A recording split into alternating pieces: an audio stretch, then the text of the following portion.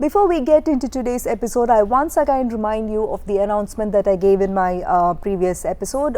We have decided to set aside one day a week, a Q day for your questions, and this will be implemented as soon as possible. Your questions can be anything from a simple one or a hard question or even a messed up question. It is an open floor, so any type of questions are welcome and I will try to answer that as directly as possible.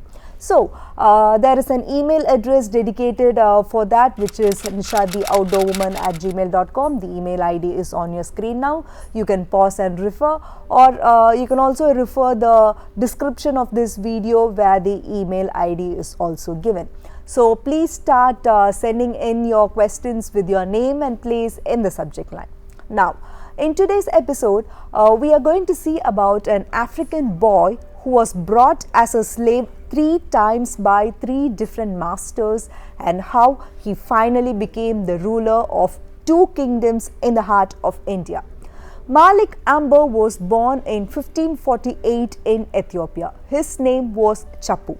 At that time, slave trade was prime and people from African countries and other native islands in the Indian Ocean were taken as slaves and sent all over the world for domestic work and to serve in the war. Chapu was sold into slavery by his parents. He ended up in Yemen, where he was sold again and was taken to the slave market in Baghdad. There his owner converted him to Islam and gave him the name Amber after recognizing his superior intellectual qualities. He was from the now extinct Mayan ethnic group. Malik Amber was then purchased by Chengiz Khan. He was also an Ethiopian descendant who served as the Peshwa or Prime Minister of the King of Ahmednagar in the Nizam Shahi dynasty. The Ahmednagar kingdom was an Indian kingdom located between the kingdoms of Gujarat and Bijapur. I guess I know what you are thinking now. Were there really Africans in India? We thought we were the slaves. Did we own slaves too? Answer to all those questions is yes. Centuries ago, there were people from all ethnic groups who lived in India. There were Persians, Turks, Africans, Chinese, Europeans, etc. Africans were called as Habshis in the Deccan Plateau region, and yes, just like the Turks and Persians and other foreigners, we had African rulers too. Now, let's come back to the story of African slave who ruled the heart of India. Amber was a soldier in training after being bought by Chengiz Khan.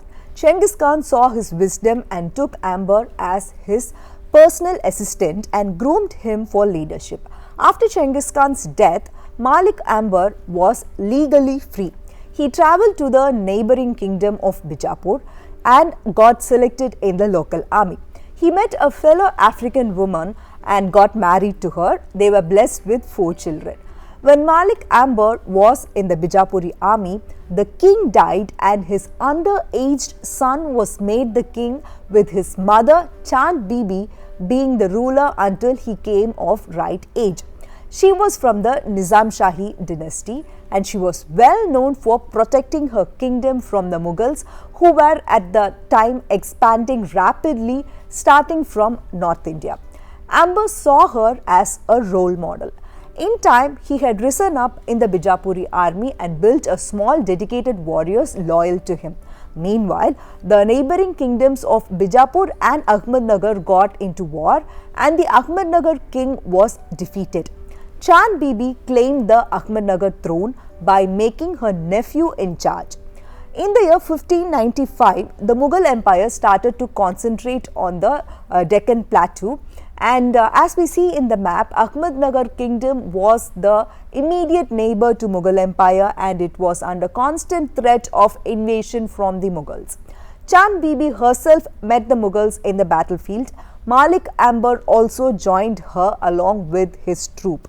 Jointly, they defeated the mighty Mughal Empire using brilliant military tactics. In 1599, Chand Bibi was killed because of false accusations, and the Mughals invaded Ahmednagar in the very next year and the rightful heir to the throne was in captive.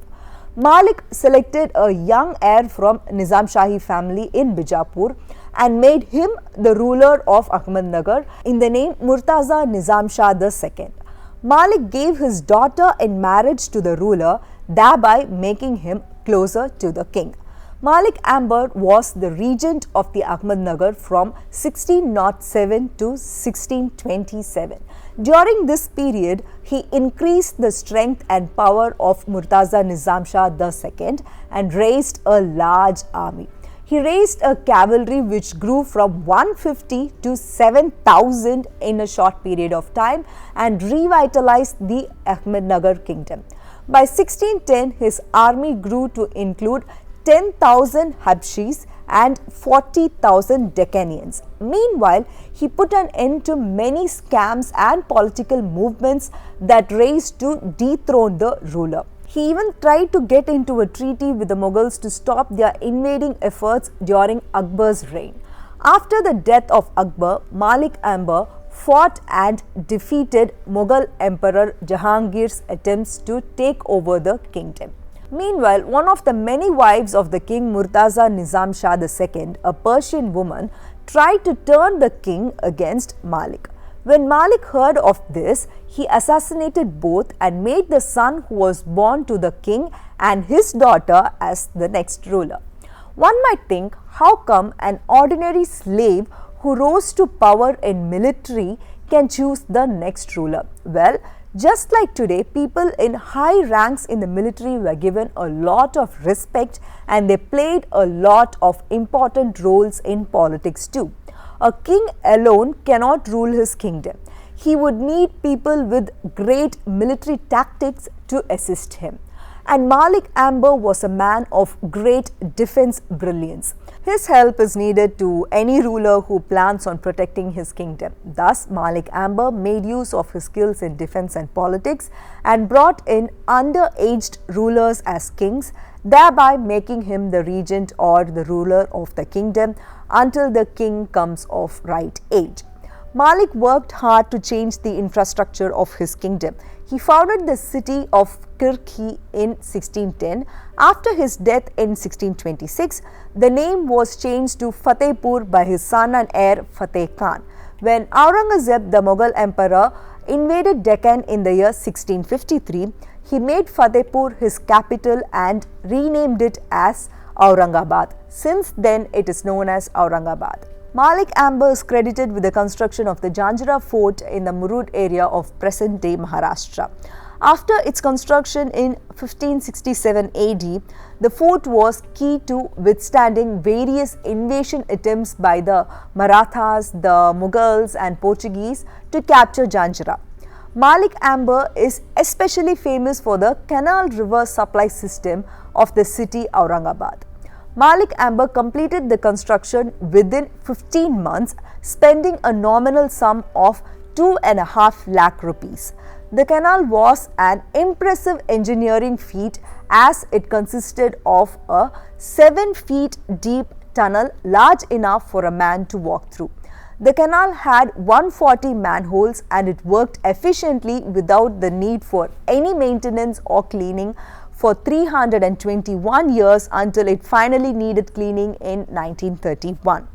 Malik Amber built and maintained nearly 40 forts in his territory. Hindu and Muslim arts flourished during his time. Palaces and mosques were built to increase the prestige of his kingdom.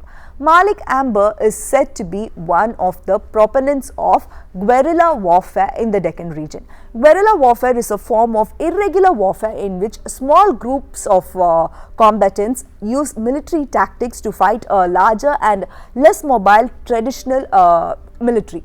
It is a warfare of harassment through surprise. Malik Amber died on 14th of May 1626 when he was 80 years old.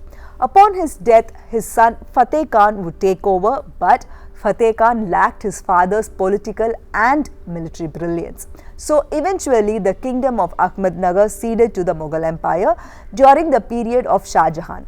By 1636, the entire area had been absorbed into the Mughal Empire. The city of Aurangabad and the tomb of Malik Amber are a reminder of a time when an African slave ruled the heart of India. Now I suppose you understood how valuable and brilliant was Malik Amber's rule in the Indian subcontinent. Yet, why were we not taught about him in school? Even Google does not have much articles about him.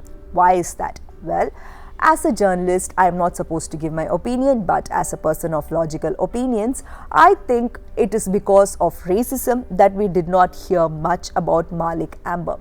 We all know that history is written by the big and mighty. That is exactly why we don't know much about most kings of South India. In our history books, if I correctly remember, we had separate lessons for Mughal Empire, the Mauryan Empire, Gupta Empire, etc. And sometimes we even had separate lessons praising the glory of Akbar the Great and Chhatrapati Shivaji. But the southern kingdoms were not given much importance. Did historians forget, or is it history being hidden from us? That's something to think about.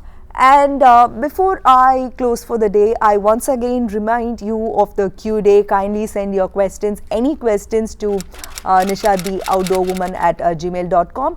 Please send your questions with your name and place on the subject line. Thank you for the overwhelming support that I have been getting. Kindly keep supporting this Outdoor Woman, Nisha PS.